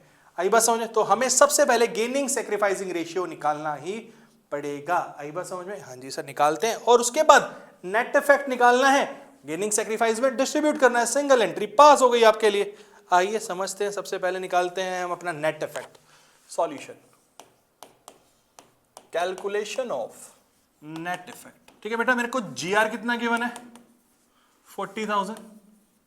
इसमें मैं प्रॉफिट एंड लॉस को ऐड कर देता हूं, पीएनएल का क्रेडिट बैलेंस है क्योंकि 20,000। उसमें मैं लेस कर देता हूं एडवर्टीजमेंट सस्पेंस अकाउंट 15,000। तो नेट इफेक्ट आ रहा है मेरा, नेट इफेक्ट है मेरा 45,000 रुपीज का। अब जो भी है मुझे डिस्ट्रीब्यूट करना है 45,000 को ही अपने गेनिंग या सेक्रीफाइसिंग में, जो भी है हमारा गेनिंग सेक्रीफाइसिंग रेशियो। ठीक है, कोई प्रॉब्लम यहां तक? तो अब निकालते हैं हम अपना गेनिंग सेक्रीफाइसिंग रेशियो। चलिए बात करते हैं आगे। कैलकुलेशन ऑफ गेनिंग रेशियो होता क्या मेरा? New ratio minus old ratio, ABC। New ratio है मेरा 4/9, इसका 3/9 और यहां पे 2/9। ओल्ड रेशियो था मेरा 2/9, 3/9 एंड 4/9। अब देखना बी में सेम है, तो ये तो हो गया 0। इसका मतलब बी पे कोई इफेक्ट नहीं आ रहा है। जो इफेक्ट आ रहा है वो ए और सी पे ही आ रहा है। ठीक है, तो ये हो जाएगा मेरा 2/9, ये मेरे गेन हो गया, और ये मेरा हो जाएगा -2/9। इसका मतलब मेरा ये सेक्रीफाइस हो गया, मतलब सी ने सेक्रीफाइस कर दिया और ए ने गेन कर दिया। 45 का इंपैक्ट निकाल लेते हैं सीधा सीधा। तो मेरी जनरल एंट्री क्या हो जाएगी बेटा? 40 पहले अमाउंट निकालते हैं, 45,000 इंटू में 2/9। ठीक है, तो कितना हो जाएगा? मेरे हिसाब से 10,000 हो रहा है। ठीक है, 10,000 को अब हमें डिस्ट्रीब्यूट करना है। ठीक है, तो कर देते हैं। तो गेन किसने किया है? ए ने किया है। तो A's capital account debit to C's capital account 10,000 rupees. This will be your answer for this case. आई बात समझ में? हाँ जी सर, समझ तो आ गई है। चलिए बात करते हैं WCR की, यानी वर्कमैन कंपनसेशन रिजर्व की। क्या होता है ये रिजर्व, क्यों बनाया जाता है और क्या है इसका अकाउंटिंग ट्रीटमेंट, सब देखेंगे। बट सबसे पहले जाओ सब्सक्राइब करके आओ, वेट कर रहा हूं आपकी। और बात करते हैं हम आगे कि अकाउंटिंग ट्रीटमेंट क्या हो सकता है से पहले होता क्या है ये रिजर्व, क्यों जरूरत है इस रिजर्व की, आई बात समझ में। तो देखिए मान लो एक कंसर्न है, कंसर्न फर्म भी हो सकती है, कंपनी भी हो सकती है, ठीक है। तो उसके मैन्युफैक्चरिंग कंसर्न हो सकती है, तो फैक्ट्री होगी, वर्कर्स होंगे। अब वर्कर्स फैक्ट्री में काम कर रहे हैं, ठीक है, मशीनरी पे काम कर रहे हैं, तो उस मशीनरी पे काम करते टाइम अगर उनके साथ कुछ गलत हो गया, मिस हैपनिंग हो गई, तो कौन बियर करेगा, बेचारे गरीब परिवार से हैं, फैमिली को कौन देखेगा। तो कंपनीज या फर्म्स क्या करती हैं, ऐसे में एक रिजर्व क्रिएट कर देती है, जिससे पैसा उठा के अगर कोई क्लेम आता है अगेंस्ट वर्कर तो उनको पे कर देती है। उनके हॉस्पिटलाइजेशन का खर्चा हो सकता है, उनके मेडिकल एक्सपेंसेस हो सकते हैं, उनकी फैमिली को कुछ देना हो, उनके सर्वाइवल का खर्चा हो सकता है, ये सब चीजें हो सकती हैं। एक छोटा सा एग्जांपल लिया, मान लो एक फैक्ट्री है, उसमें कुछ सारे वर्कर्स हैं, ठीक है। उस मशीन पे एक वर्कर काम कर रहा था, करते करते उस मशीन में ही चला गया, मशीन में उसके साथ उसका एक्सीडेंट हो गया और देखिए उसका कितना सारा ब्लड निकल गया। तो अब इसके मेडिकल बिल्स कौन बियर करेगा, हॉस्पिटल का खर्चा कौन बियर करेगा। तो उस केस में फर्म्स उस रिजर्व से उठा के इनको क्लेम के रूप में वो पैसा दे देती हैं, हॉस्पिटल का बिल दे देती हैं, मेडिकल एक्सपेंडिचर बियर कर लेती हैं। एक तरीके से ये वर्कर्स के लिए इंश्योरेंस का ही काम करता है। आई बात समझ में। Workman compensation reserve works as insurance, workman compensation insurance for the workers. So basically अगर मुझे इसे इलेबोरेट करना है तो ये वो रिजर्व है जो मुझे वर्कर्स को पे करना है in case of any unwanted happening. कुछ ऐसी हैपनिंग हो गई जो हम नहीं चाहते थे उनके साथ ड्यूरिंग वर्क करते टाइम, ठीक है, फैक्ट्री में कुछ दुर्घटनाएं घट सकती हैं, तो WCR यूज किया जाता है। आई बात समझ में, हाँ सर समझ आती है। करते हैं इसकी अकाउंटिंग ट्रीटमेंट की, क्या करना है हमें WCR में। 4 केसेस हैं कुल, चारों केसेस को समझते हैं। पहला केस है कि यार अगर कोई क्लेम ही नहीं है, कोई क्लेम ही नहीं है अगेंस्ट WCR, हाँ, कोई पैसा देना ही नहीं हमने वर्कर्स को, कोई मेडिकल बिल्स उनके नहीं बियर करने, कुछ नहीं करना, तो सारा का सारा हमारा WCR हम ओल्ड पार्टनर्स को ओल्ड रेशियो में ट्रांसफर कर देंगे। क्या प्रॉब्लम है, कह रहे WCR account debit to old partners capital account in old ratio, no worry sir. Case number 1 हो गया। चलिए 2 की बात कर लेते। अब कह रहा है क्लेम है, कोई बात नहीं, पर वो कम है WCR से, लेस देन WCR, ठीक है। तो उस केस में देखो क्लेम है तो मुझे एक नया अकाउंट ओपन करना पड़ेगा, एक प्रोविजन क्रिएट करनी पड़ेगी, provision for workman compensation claim, ठीक है। उतना पैसा जो क्लेम में मुझे देना है इस प्रोविजन में मुझे ट्रांसफर करना पड़ेगा, ठीक है। सेम ट्रीटमेंट है, मैं आपको फिर बता देता हूं, ये सारे case change in PSR, admission, retirement सब में काम आने वाले हैं। बार बार मैं बता रहा हूं, ये कोई चैप्टर 2 नहीं चल रहा, ये जनरल कंसेप्ट है जो तीनों में यूज होगा। आपकी पार्टनरशिप का one of the most important concept है ये। चलिए, तो पूरी वीडियो देख रहे हो आप, आपको देखनी भी बहुत ज़्यादा ज़रूरी है ये वीडियो, ठीक है, बहुत हेल्प करने वाली है आपको आपकी बोर्ड की जर्नी में, ठीक है। तो workman compensation reserve account debit, reserve का पैसा उठा के पहले प्रोविजन में देंगे जो WCC के लिए हमने बनानी है, जितना पैसा क्लेम के लिए देना है, बाकी बचा हुआ पैसा बैलेंस अमाउंट, ठीक है, बैलेंस अमाउंट हम ट्रांसफर कर देंगे ओल्ड पार्टनर्स को उनके ओल्ड रेशियो में। आई बात समझ में, हाँ जी सर। क्वेश्चन है आपके लिए सारे कंसेप्ट के बाद, सारे केसेस के बाद आपके लिए क्वेश्चन भी है। चलिए केस नंबर 3। अब जितना मेरा WCR है, क्लेम भी यार उतना है, claim is equal to WCR। तो WCR account debit to provision for workman compensation claim, सारा पैसा आपको क्लेम में डाल देना, प्रोविजन में डाल देना। बेटा मैंने यहाँ पे प्रोविजन फॉर WCC लिखा है या WCR लिखा है, आप इसको बोर्ड एग्जाम में ऐसा नहीं लिखेंगे, आप WCR की जगह वर्कमैन कंपनसेशन रिजर्व ही लिखेंगे एंड WCC की जगह वर्कमैन कंपनसेशन क्लेम ही लिखेंगे। आई बात समझ में, हाँ जी आती है। Fourth and most important case when claim is more than WCR। अब जो मेरा क्लेम है ये ज्यादा है WCR से, सो बेसिकली मुझे पैसा क्लेम में ज्यादा देना है, तो मुझे क्या करना पड़ेगा, अपनी लायबिलिटी को रीअसेस करना पड़ेगा, जिससे मैं एक नया अकाउंट ओपन करूंगा, रिवैल्यूएशन अकाउंट। तो एंट्री हो जाएगी WCR account debit, revaluation account debit to provision for workman compensation claim. और ये जो मेरा रिवैल्यूएशन का लॉस है ये कौन बियर करेंगे, मेरे पार्टनर्स ही बियर करेंगे, old partners, capital account debit to revaluation account in old ratio, अपने ओल्ड रेशियो में ही बियर करेंगे। तो आइए क्वेश्चन से समझते हैं सारे केसेस को। चलिए बात करते हैं आगे। 3 पार्टनर्स हैं PQR, इनका ओल्ड रेशियो है 3:1, उससे हो गया अब 4:3:2, न्यू रेशियो 4:3:2 हो गया।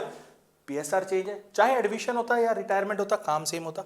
एक extract of balance sheet given है, लाइबिलिटी साइड हमें WCR गिवन है 60,000 रुपीज का।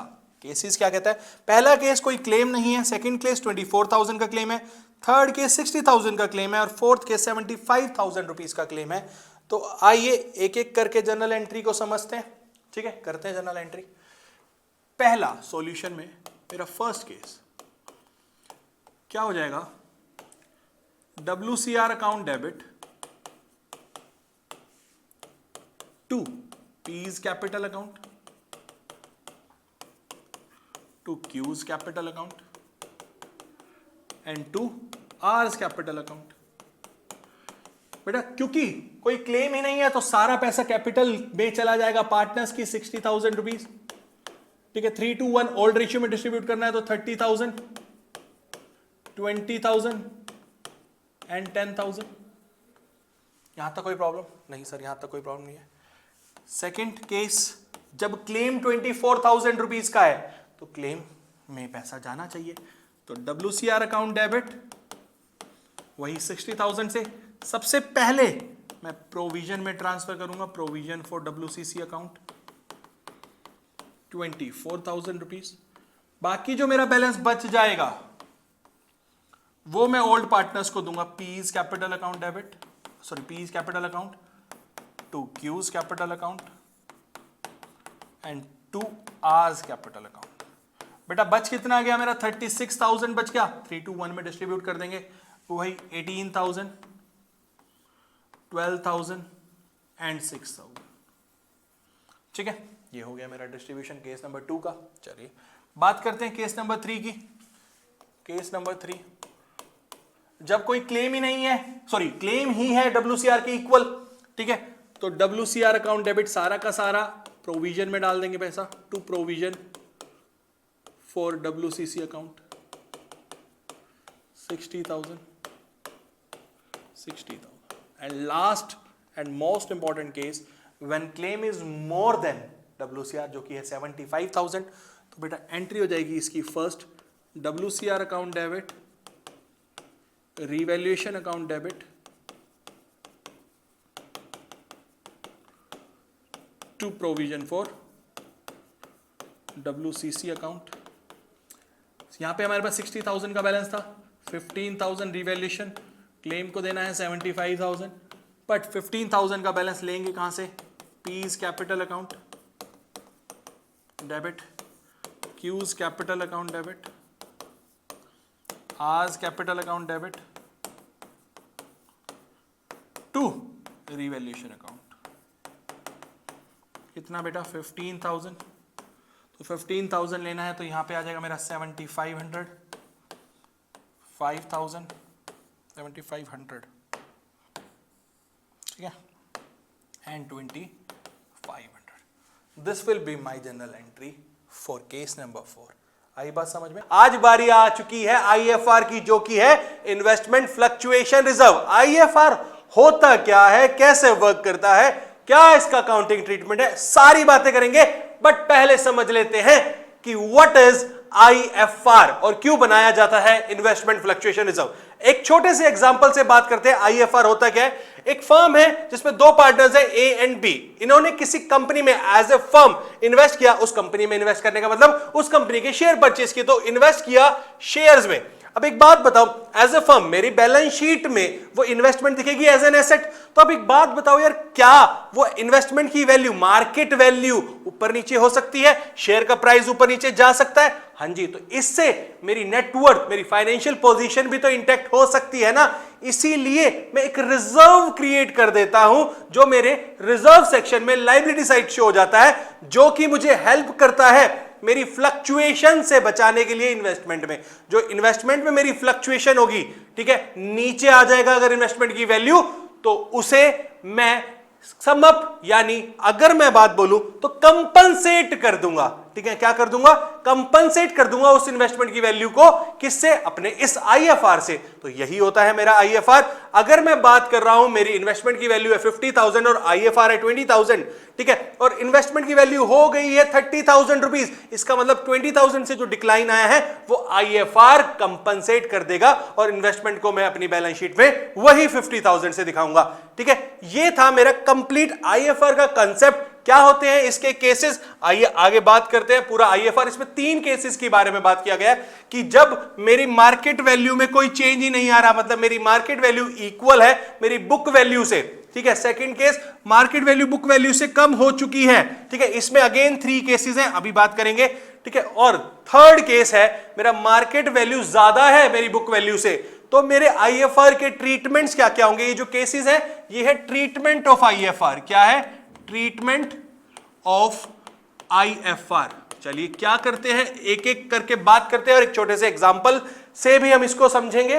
तो मेरा पहला केस आ जाता है when market value and book value are equal. बेटा जब मार्केट वैल्यू और बुक वैल्यू इक्वल है, इसका मतलब मेरी इन्वेस्टमेंट में कोई फ्लक्चुएशंस हुई नहीं है, इन्वेस्टमेंट की वैल्यू में कोई डिक्लाइन आया नहीं है, तो आईएफआर मेरा कोई यूज का है नहीं। अब देखो आईएफआर को हम ट्रीट क्यों कर रहे हैं, क्योंकि रिकंस्टिट्यूशन हुआ है फर्म का। रिकंस्टिट्यूशन आपको पता ही है कौन कौन से केसेस होते हैं, change in PSR, admission, retirement and death, ठीक है। इन सब की हमने बात की थी। तो इस सब केसेस में सिमिलर रहेगा, कोई चेंज नहीं है, तीनों चैप्टर में आपके साथ ही एज इट इज चलेगा। तो पहला मेरा, जब मार्केट वैल्यू और बुक वैल्यू इक्वल है तो आईएफआर का यूज हुआ नहीं है। यूज नहीं हुआ तो रिकंस्टिट्यूशन के टाइम पे पार्टनर्स को डिस्ट्रीब्यूट कर दो उनकी कैपिटल में, किस रेशियो में? ओल्ड रेशियो में। हाँ जी सर कर दिया, कोई इशू ही नहीं है। चलिए पहला ट्रीटमेंट सर हमें बिल्कुल अच्छे से समझ आ चुका है कि मार्केट वैल्यू और बुक वैल्यू इक्वल है, आईएफआर का यूज हुआ नहीं है क्योंकि इन्वेस्टमेंट में कोई फ्लक्चुएशन है नहीं, यानी डिक्लाइन है नहीं, तो इसकी वजह से आईएफआर मुझे डिस्ट्रीब्यूट करना पड़ेगा अपने ओल्ड पार्टनर्स या रिटायरमेंट के केस में ऑल पार्टनर्स में इन ओल्ड रेशियो। कोई इशू नहीं है सर। केस नंबर सेकंड के बारे में बात कर लेते हैं सर। केस नंबर सेकंड कहता है जब मेरी मार्केट वैल्यू कम हुई है मेरी बुक वैल्यू से, ठीक है, market value is less than book value, ठीक है। अब इसमें मैंने आपको बताया, इसमें फिर से मेरे 3 केसेस आते हैं। 3 केसेस में पहला केस क्या है, जो डिक्रीज हुआ है ना मार्केट वैल्यू में, वो आईएफआर से कम है, मतलब मेरा आईएफआर का अमाउंट है वो ज्यादा है मेरे पास और डिक्रीज है वो कम है। सो बेसिकली जितना मेरा डिक्रीज है मार्केट वैल्यू में इन्वेस्टमेंट में, उतना मैं पहले आईएफआर से कंपनसेट कर दूंगा इन्वेस्टमेंट को देके, एंड बाकी बचा हुआ आईएफआर मैं डिस्ट्रीब्यूट करूंगा अमंग द पार्टनर्स। तो एंट्री क्या हो जाएगी मेरी, आईएफआर अकाउंट डेबिट, ठीक है, टू इन्वेस्टमेंट, जितने इन्वेस्टमेंट की वैल्यू डिक्रीज हुई है, टू पार्टनर्स कैपिटल अकाउंट। कोई इशू ही नहीं है, कोई बात नहीं है, ओके। किस रेशियो में? ओल्ड रेशियो में। ये तो मेरा हो गया पहला केस। सेकंड केस का फर्स्ट सब केस की बात की है मैंने, यहां तक कोई प्रॉब्लम नहीं सर। सर क्वेश्चन से समझाओगे ना? हाँ हाँ, क्वेश्चन से आपके सामने एंट्री करके समझाएंगे इसी वीडियो में। देखिए केस 2 क्या कहता है मेरा, कह रहा है जब मेरा डिक्रीज हुआ ना मार्केट वैल्यू में, वो इक्वल था आईएफआर के, मतलब जितना डिक्रीज था उतना ही आईएफआर था। मान लो 50,000 का आईएफआर था तो डिक्रीज इन इन्वेस्टमेंट भी 50,000 है, तो सारा का सारा आईएफआर हम दे देंगे इन्वेस्टमेंट को, पार्टनर्स की झोली में कुछ नहीं जाने वाला है। तो क्या बोला मैंने एंट्री में, IFR account debit to investment account, मतलब पार्टनर्स के पास कुछ नहीं गया। चलो कोई इशू नहीं है। सेकेंड केस का जो थर्ड केस है ये बहुत ही अच्छा केस है, कह रहे when decrease in market value is more then IFR, मतलब आईएफआर 50 का था तो डिक्रीज 70 का आ गया, तो ये 20,000 कहां से लाएंगे? याद करो वो WCR का ट्रीटमेंट रिवैल्यूएशन अकाउंट को यूज किया था। सो बेसिकली यहां पे भी वही रिवैल्यूएशन अकाउंट को यूज करेंगे और रिवैल्यूएशन का जो लॉस है वो पार्टनर से ले लेंगे। किस रेशियो में? ओल्ड रेशियो में। तो मेरी पहली एंट्री हो जाएगी IFR account debit, revaluation account debit to investment, क्योंकि इन्वेस्टमेंट को तो मुझे 70,000 रुपए देना है, अभी जो हमने बात करी। उसके बाद पार्टनर्स कैपिटल को डेबिट करके रिवैल्यूएशन का लॉस रिकवर कर लेंगे। तो यहां पे हो जाएंगी मेरी 2 एंट्रीज। कितनी एंट्रीज? 2 एंट्रीज। चलिए सर लास्ट केस जो कि थर्ड केस है मेरा, जहां पे मेरी इन्वेस्टमेंट की वैल्यू इंक्रीज हो रही है, when market value is more then book value. क्या है ये केस? बेटा देखो अब आईएफआर का तो कोई यूज ही नहीं है क्योंकि इंक्रीज हुआ है, फ्लक्चुएशन जरूर हुई है बट इंक्रीज की तरफ हम आगे बढ़े हैं। तो मेरा इंक्रीज है अगर मार्केट वैल्यू में, तो मेरी पहली और जो एंट्री है वो है आईएफआर डिस्ट्रीब्यूट करने की। मैंने पार्टनर्स को दे दिया क्योंकि आईएफआर तो यूज होगा ही नहीं। IFR account debit to partners capital account, किस रेशियो में? वही ओल्ड रेशियो में, कोई इशू ही नहीं है, ठीक है। अब बात आती है इन्वेस्टमेंट की वैल्यू इंक्रीज हुई है तो इन्वेस्टमेंट को तो डेबिट करना पड़ेगा क्योंकि एसेट है, एसेट डेबिट साइड इंक्रीज हो रहा है मेरा। टू रिवैल्यूएशन, क्योंकि मेरा रिवैल्यूएशन का बेनिफिट है यानी रिवैल्यूएशन गेन है। अब रिवैल्यूएशन गेन है तो पार्टनर्स को तो देना ही पड़ेगा ना। तो थर्ड एंट्री मेरी हो जाएगी revaluation account debit to partners capital account, revaluation gain लेके चले जाएंगे मेरे पार्टनर्स। तो ये थे मेरे सारे केसेस ऑफ आईएफआर। कैसे हुए, क्या थी जनरल एंट्री हमने देखा। आइए क्वेश्चन से समझते हैं, एक एग्जांपल से समझते हैं। एक छोटा सा एग्जांपल, मैंने एक्सट्रैक्ट ऑफ बैलेंस शीट लिया हुआ है जिसमें इन्वेस्टमेंट की वैल्यू है मेरे पास 1 लाख रुपीज और आईएफआर है 50,000 रुपीज। फर्म में पार्टनर्स है ए एंड बी जिनका पीएसआर है 3:2। पहला जो केस है वो है उसमें कोई चेंज नहीं है मार्केट वैल्यू में। सेकंड है कि मार्केट वैल्यू डिक्रीज हुई है और हो गई है 75,000, मतलब डिक्रीज 25,000 का है। ओके जी। थर्ड में डिक्रीज हुआ है और डिक्रीज है मेरे 50,000 रुपीज का, कोई इश्यू नहीं है। फोर्थ में 75,000 रुपीज का जो ये डिक्रीज है देख लेंगे। एंड फिफ्थ में मेरा इंक्रीज हुआ है। आई बात समझ में? तो चलिए एंट्रीज करते हैं। सबसे पहले फर्स्ट, जहां पे कोई चेंज नहीं है तो मेरा आईएफआर पूरा डिस्ट्रीब्यूट हो जाएगा। IFR account debit to A's capital account to B's capital account है कितना मेरा 50,000 रुपीज है। रेशियो है 3:2 तो 30,000 एंड 20,000। चलिए यहां तक कोई प्रॉब्लम नहीं है। सेकंड केस, मेरा इन्वेस्टमेंट हो गया है 75,000 रुपीज, 1 लाख से 75, इसका मतलब जो डिक्रीज है वो है 25,000 रुपीज का, तो 25,000 है तो कर लेते हैं IFR account debit to investment account to A's capital account to B's capital account. बेटा हमारे पास आईएफआर तो वही 50,000 रुपीज का है और जो मेरा डिक्रीज है वो 25,000 रुपीज से, तो इन्वेस्टमेंट को दे दूंगा 25,000। तो बेटा बच कितना गया 25,000 जो कि जाएगा ए एंड बी के पास किस रेशियो में 3:2 में, तो 15,000 एंड 10,000। ये हो जाता है मेरा सेकंड केस। यहां तक कोई प्रॉब्लम नहीं सर। चलते हैं आगे।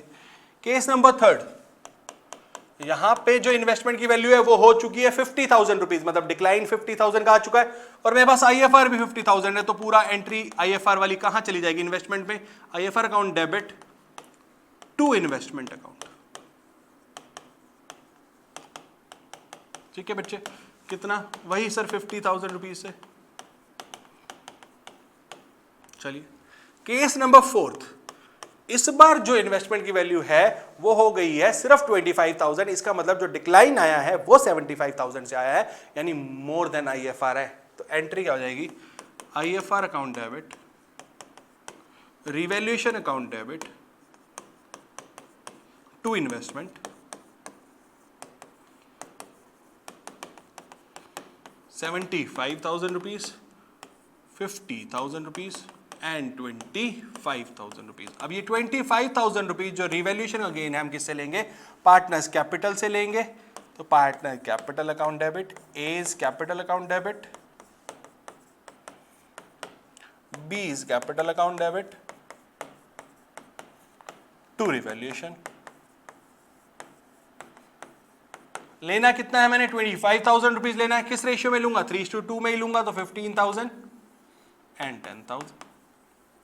यहां तक कोई प्रॉब्लम नहीं सर? यहां तक कोई प्रॉब्लम नहीं है। लास्ट एंड इंपॉर्टेंट केस, मेरा जो फिफ्थ केस है जहां पे 150 हो गई है मेरी इन्वेस्टमेंट की वैल्यू, तो उसका फर्स्ट एंट्री हो जाएगी IFR account debit to A's capital account to B's capital account. पूरा का पूरा डिस्ट्रीब्यूट हो जाएगा 30,000 एंड 20,000। अब इन्वेस्टमेंट की वैल्यू को इंक्रीज करना है। Investment account debit to revaluation 50,000 and third revaluation account debit to A's capital account to B's capital account. कितने से बेटा? वही 50,000 रुपीज से, 30,000 एंड 20,000। सो ये था मेरा पूरा आईएफआर का ट्रीटमेंट विद कंप्लीट इलस्ट्रेशन। तो आ चुके हैं हम अपने most important concept of partnership पे, जो कि है revaluation of asset and liabilities. Although हम लायबिलिटीज को रिवैल्यूएशन नहीं रीअसेसमेंट बोलते हैं, but concept is revaluation of assets and liabilities. और ये वही तीनों चैप्टर जो हैं हमारे change in PSR, admission of partner, retirement and death similar है, कोई चेंज नहीं है, as it is copy and paste. ठीक है, कॉपी एंड पेस्ट है और कुछ भी नहीं है, पर कंसेप्ट बहुत इंपॉर्टेंट है। 6 मार्कर 4 मार्कर कोई भी क्वेश्चन हो आपको हेल्प करने वाला है, उसके बिना तो बन ही नहीं सकता, इसलिए हम बोल रहे हैं the most important concept of partnership. तो क्या है revaluation of assets and liabilities, उसको जानने से पहले मैं आपको एक बात बताना चाहता हूं, समझिएगा बच्चे यार। अब एक बात बताओ, जब मैंने फर्म स्टार्ट की थी, जब मैंने फर्म को स्टार्ट किया था तो मेरे एसेट एंड लायबिलिटीज थे, कुछ एसेट्स रहे होंगे, कुछ लायबिलिटीज रहे होंगे, तो उनको मैंने अपनी बैलेंस शीट पे रिकॉर्ड किया होगा। तो रिकॉर्ड करने के बाद जब अब रिकंस्टिट्यूशन हो रहा है, रिकंस्टिट्यूशन वही 3 केस, तो क्या एसेट और लायबिलिटीज की वैल्यू सेम रहेंगी? नहीं रहेंगी ना, हो सकता है कुछ में चेंज आ चुका हो, कुछ बढ़ चुकी हो, कुछ डिक्रीज हो चुकी हो, तो उसका बेनिफिट या लॉस पार्टनर से लेना पड़ेगा। अगर कोई पार्टनर जा रहा है, ठीक है, तो उसको देना पड़ेगा, और अगर पीएसआर चेंज हो रहा है तो आपस में कंपनसेट करना पड़ेगा। यही सब चीजें हैं, इसीलिए तो रिवैल्यूएशन किया जा रहा है, अदरवाइज क्या जरूरत थी। तो आइए समझते हैं revaluation of assets and liabilities, और इसमें होते हैं 2 केस। पहला केस क्या है कि जब मैं रिवाइज्ड वैल्यू को बुक्स में शो करूंगा, ठीक है, रिकॉर्ड करूंगा, या सेकंड केस जब मैं नहीं शो करूंगा, नहीं रिकॉर्ड करूंगा अपनी रिवाइज वैल्यू को। तो आज का हमारा एजेंडा है रिवाइज वैल्यू को शो करना। आज हम इसको समझते हैं, इसकी जर्नल एंट्रीज को देखते हैं, प्लस अकाउंट के बारे में बात करेंगे। नेक्स्ट क्लासेस में तो सब करना ही है। तो बात करते हैं सबसे पहले, जब मैं शो करके चलूंगा अपनी बुक्स में रिवाइज वैल्यू को, when revise value to be recorded. चलिए, तो बेटा उसके लिए क्या बोला गया है कि एक नया अकाउंट, रिवैल्यूएशन अकाउंट ओपन किया जाएगा, या जिसका दूसरा नाम हो सकता है पीएनएल एडजस्टमेंट अकाउंट। ठीक है, इसको यूज करेंगे अपनी रिवैल्यूएशन के केसेस में। किस केसेस में? रिवैल के केस में। ठीक है, तो बेटा इसका नेचर क्या है, इस अकाउंट का सर नेचर क्या होगा, ये तो बता दो। ये अकाउंट है आपका नॉमिनल अकाउंट। नॉमिनल अकाउंट का रूल हम सब जानते हैं, क्लास 11th में हम पढ़ के आए, debit all expenses and losses, credit all incomes and gain. हमारे पीएनएल अकाउंट का भी तो नेचर यही होता है, तो ये पीएनएल एडजस्टमेंट अकाउंट ही तो है। तो सिमिलर, क्रेडिट साइड पे मैं सारे बेनिफिट्स रिकॉर्ड कर दूंगा, डेबिट साइड पे मैं सारे लॉसेस को रिकॉर्ड कर दूंगा, इतना ही तो काम करना है। तो आइए क्या क्या केसेस बन सकते हैं उसको देखते हैं। देखो, अब मैंने बात की है एसेट एंड लायबिलिटीज की, तो केसेस क्या है यार। एसेट की अगर मैं बात करूंगा तो या तो उसकी वैल्यू इंक्रीज हो सकती है या उसकी डिक्रीज हो सकती है, 2 केसेस तो सर ये हो गए। लायबिलिटीज की बात करूंगा तो उसकी भी वैल्यू इंक्रीज हो सकती है और उसकी वैल्यू भी डिक्रीज हो सकती है, 2 केस हो गए सर, ये 4 केसेस हो गए। और नेक्स्ट 2 केसेस, अगर मैं कोई एसेट को रिकॉर्ड करना ही भूल गया तो अनरिकॉर्डेड एसेट आ जाएगा, एसेट हो जाएगा रिकॉर्ड। अगर मैं कोई अपनी लायबिलिटी को रिकॉर्ड करना भूल गया तो अनरिकॉर्डेड लायबिलिटी आ जाएगी और लायबिलिटी हो जाएगी रिकॉर्ड। सो बेसिकली अब समझना क्या बेनिफिट है, क्या लॉस है।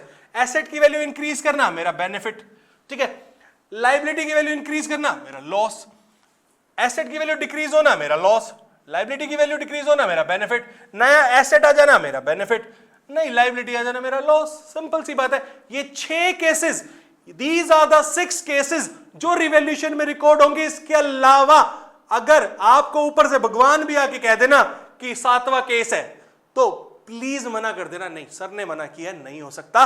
बस ये 6 केसेस रिकॉर्ड करने के बाद आपको काम करना है, या तो गेन निकालना है या लॉस निकालना है, जो भी केस होगा क्वेश्चन में वो हम देख लेंगे, पर केस कोई और नहीं हो सकता। आई बात समझ में? मैं फिर से रिपीट करता हूं, मेरे सारे केसेस को एक बार मैं फिर से दोहराता हूं। क्या है एसेट का रिवैल्यूएशन, क्या है लायबिलिटी का रिवैल्यूएशन, क्या क्या हो सकते हैं केसेस। सो या तो एसेट की वैल्यू डिक्रीज हो सकती है या एसेट की वैल्यू इंक्रीज हो सकती है, लायबिलिटी की वैल्यू इंक्रीज हो सकती है, लायबिलिटी की वैल्यू डिक्रीज हो सकती है, या मेरा अनरिकॉर्डेड एसेट हो सकता है या अनरिकॉर्डेड लायबिलिटी हो सकती है। सो अगर एसेट की वैल्यू हुई इंक्रीज मेरा बेनिफिट, अगर हुई डिक्रीज मेरा लॉस, लायबिलिटी की वैल्यू इंक्रीज हुई लॉस, डिक्रीज हुई बेनिफिट, नया एसेट आ गया बेनिफिट, नई लायबिलिटी आ गई लॉस। अब जो भी बैलेंस बचेगा, डेबिट साइड है, क्रेडिट साइड, लॉस या गेन, वो हम देख लेंगे। तो ये होते हैं मेरे सारे रिवैल्यूएशन के केसेस। इसके अलावा कोई केस नहीं है। चाहे भगवान आपको खुद भी कह रहे हैं कि हे बच्चा 7वां रिकॉर्ड कर ले केस, तो आप कह देना नहीं सर नहीं कर सकते क्योंकि सर ने मना किया है। आई बात समझ में? तो यस, परफेक्ट। आइए बात करते हैं अब इनकी जनरल एंट्रीज की। क्या क्या हो सकती है general entries.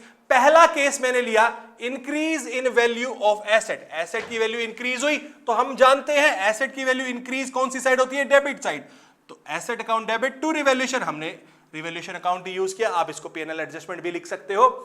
Increase in value of liability, case number 2। अब मेरी लायबिलिटी की वैल्यू कौन सी साइड इंक्रीज होती है सर, क्रेडिट साइड, तो हो गया revaluation to liability account. 2 cases done. बात करते हैं थर्ड केस की, decrease in value of asset, value decrease हो गई एसेट की वैल्यू कौन सी साइड डिक्रीज होती है सर, क्रेडिट साइड, तो रिवैल्यूएशन टू एसेट। सेकंड हो गई मेरी decrease in value of liability, liability की वैल्यू कौन सी साइड डिक्रीज होती है सर, डेबिट साइड, तो liability account debit to revaluation. ये है मेरे सबसे सिंपल 4 केसेस जो रिवैल्यूएशन में आने ही आने हैं। चलिए आगे बात कर लेते हैं अब हम केस नंबर 5 की, अनरिकॉर्डेड एसेट। मेरा नया एसेट आ गया है जिसको मैंने कोई रिकॉर्ड नहीं किया था, वो शो करना है। तो एसेट है तो एसेट बढ़ गया, एसेट कौन सी साइड इंक्रीज होता है, डेबिट साइड, तो unrecorded asset account debit to revaluation, जो भी एसेट का नाम होगा उसको रिकॉर्ड कर देंगे। Similarly unrecorded liability, revaluation account to unrecorded liability, नई लायबिलिटी आ गई कौन सी साइड, क्रेडिट साइड। आई बात समझ में, हाँ जी सर समझ आती है। तो दीज आर द 6 केसेस जो मेरे को अपने जर्नल एंट्री में रिकॉर्ड करने हैं और रिवैल्यूएशन का पार्ट बनेंगे। बात करते हैं सर इनकी लास्ट 2 एंट्रीज की, जो है गेन और लॉस की एंट्री। देखो गेन ऑन रिवैल्यूएशन, अब मुझे गेन हुआ, मेरे रिवैल्यूएशन की वजह से मुझे फायदा हुआ, तो वो फायदा किसको होगा, एट द एंड पार्टनर्स को होगा।